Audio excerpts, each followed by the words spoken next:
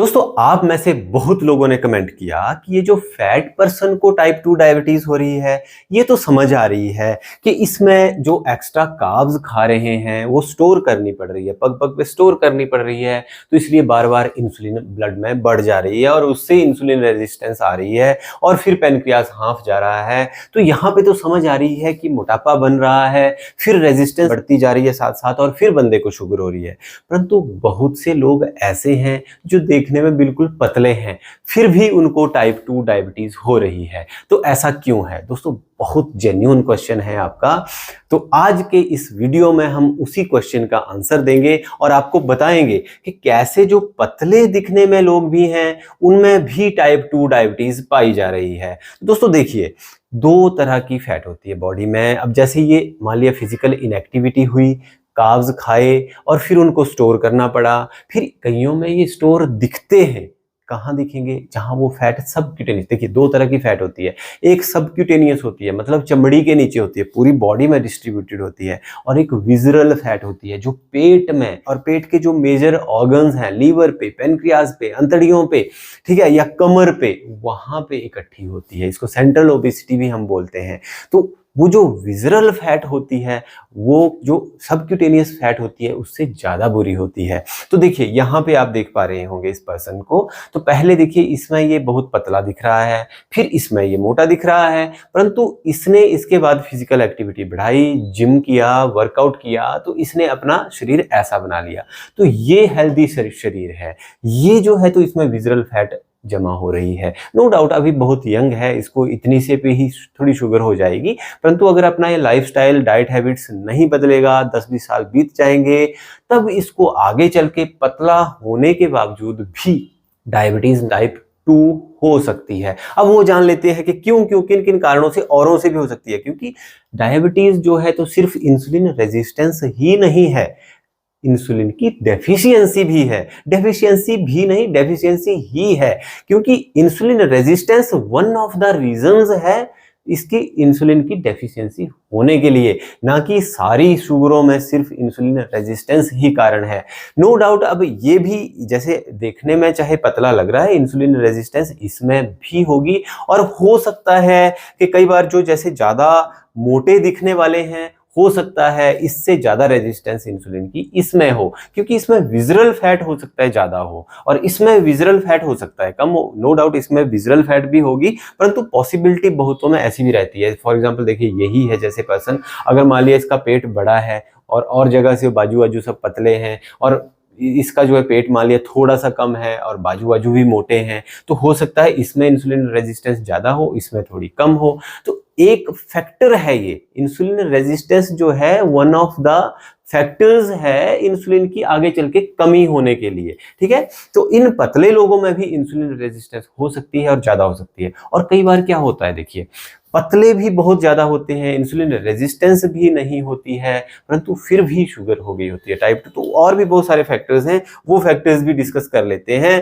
तो देखिए पहला फैक्टर तो हमने जैसे डिस्कस कर लिया इंसुलिन रेजिस्टेंस। तो इंसुलिन रेजिस्टेंस का भी हमने डिस्कस कर लिया कि टॉफी भी हो सकता है। एक टॉफी वर्ड होता है कि थिन आउटसाइड और फैट इनसाइड, थिन आउटसाइड और फैट इनसाइड। ये देखिए ये आउटसाइड भी फिट है, इनसाइड भी फिट है। ठीक है, दूसरा कारण जो है तो family history of weak pancreas भी हो सकता है, कि हो सकता है किसी के मम्मी पापा को शुगर है, बहन भाई को शुगर है, उनका खानदानी पेनक्रियाज थोड़ा वीक है, ऊपर से फिजिकल एक्टिविटी भी नहीं है और मान लिया पतले भी हैं, तब भी तो उनको शुगर हो सकती है।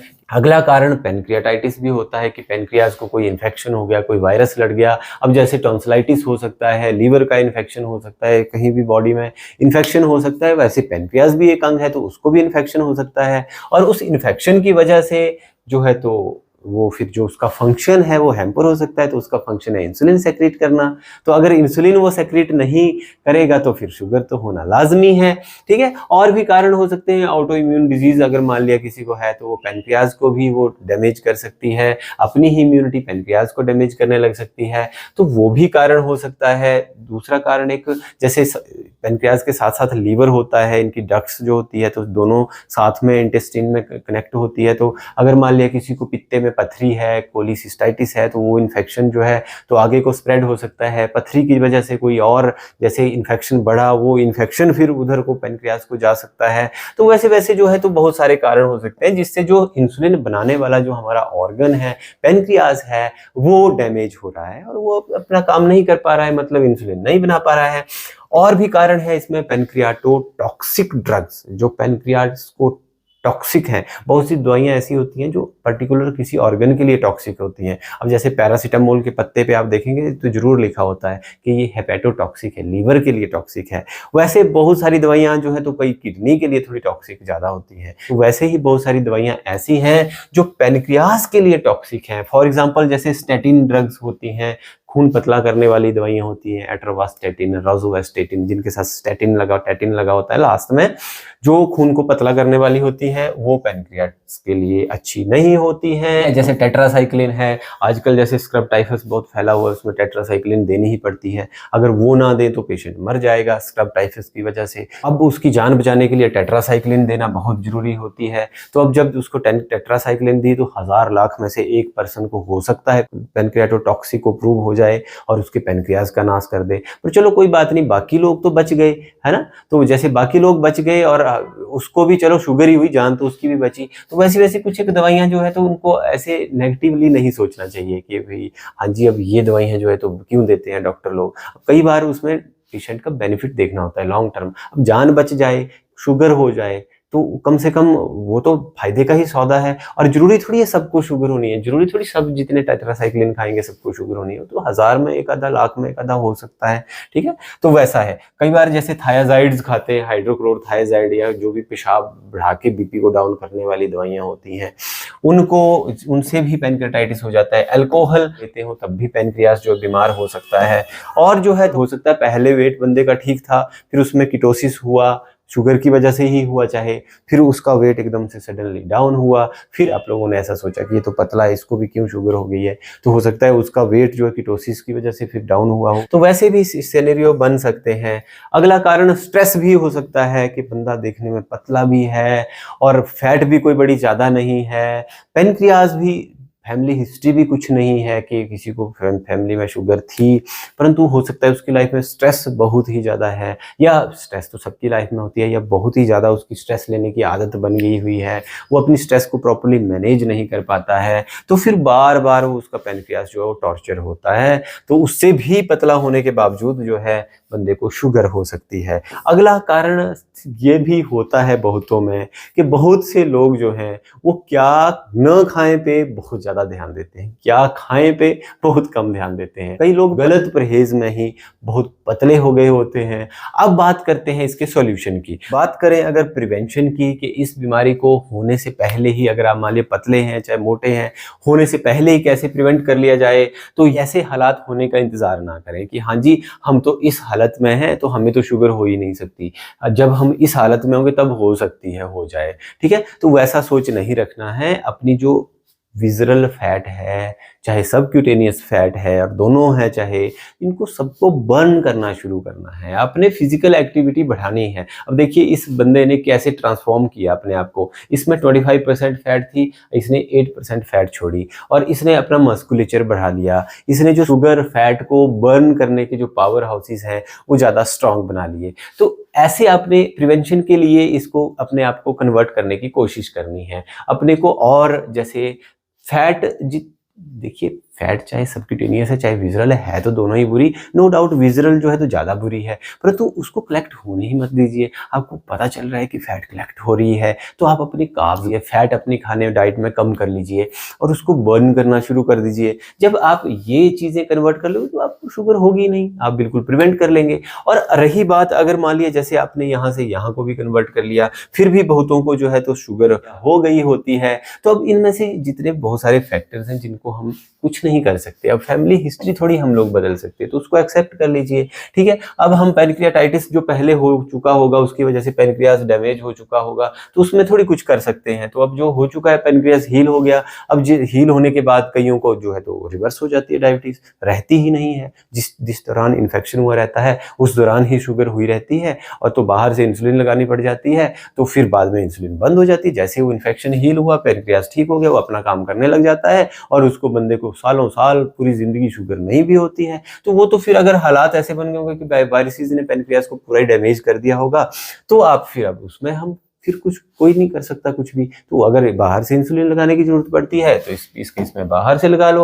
अगर आपका पैनक्रियास जैसे इन्फेक्शन के बाद बिल्कुल ठीक हो गया था तो आप बहुत लकी पर्सन है, तो आप मजे करिए, तो आप टेंशन मत लीजिए। हाँ, डाइट और एक्सरसाइज तो सबको ही करनी पड़ती है, तो वो आप यहाँ पे वो फंडा अपना लीजिए। पैनक्रियाटोटॉक्सिक अगर आप ड्रग्स खा रहे हैं, आपको शुगर भी है, अगर मान लिया आप स्टैटिन्स खा रहे हैं, तो वो आपके डॉक्टर्स देख लेंगे, आपके डॉक्टर सारी चीजें कंसीडर करते हैं, है ना। तो आपको टेंशन लेने की जरूरत नहीं है, ठीक है।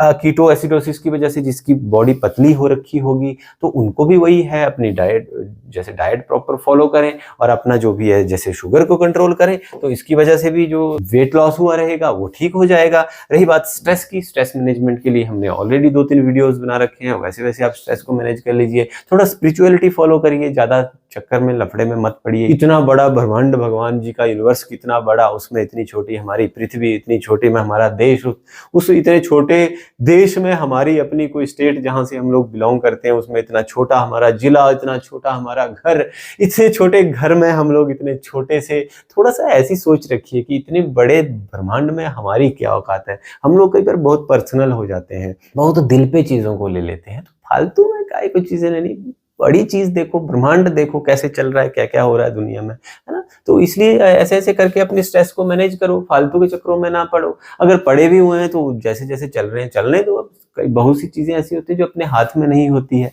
बहुत सी चीजें ऐसी होती हैं जो अपने हाथ में होती हैं, जो अपने हाथ में होती हैं उन पे आप काम करें, है ना। जितना होता है उतना करें, तो वैसे वैसे करके अपनी स्ट्रेस को आप मैनेज करें, ठीक है। और ये चीज बहुत इंपॉर्टेंट है कि क्या खाएं पे ज्यादा ध्यान दें, क्या न खाएं पे जो है एक लिस्ट बना लें, उन चीज़ों को अपनी लाइफ से डिलीट ही कर दें, और जो क्या खाएं वाली चीज़ें हैं उन पे ज़्यादा ध्यान दें, और उनको जरूर खाएं, ज़्यादा प्रोटीन वाली चीज़ें खाएं।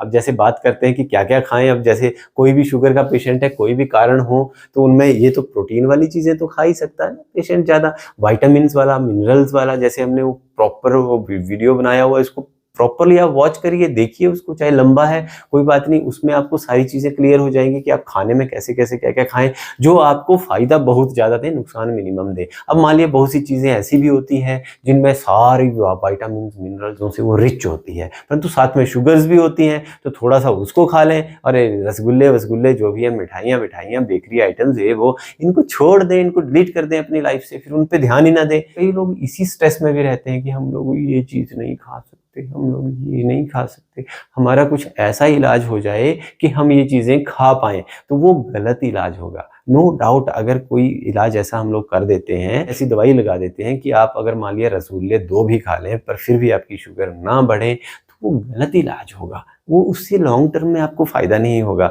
अगर आपने हेल्दी रहना है, लॉन्ग टर्म सोचिए, शॉर्ट टर्म मत सोचिए, ठीक है। तो वैसे वैसे आप जो है तो अपना वेट बढ़ा सकते हैं, अपनी शुगर को ज़्यादा बेटर तरीके से मैनेज कर सकते हैं। जुड़े रहिए हमारे साथ, और कमेंट तो आप जरूर करिए।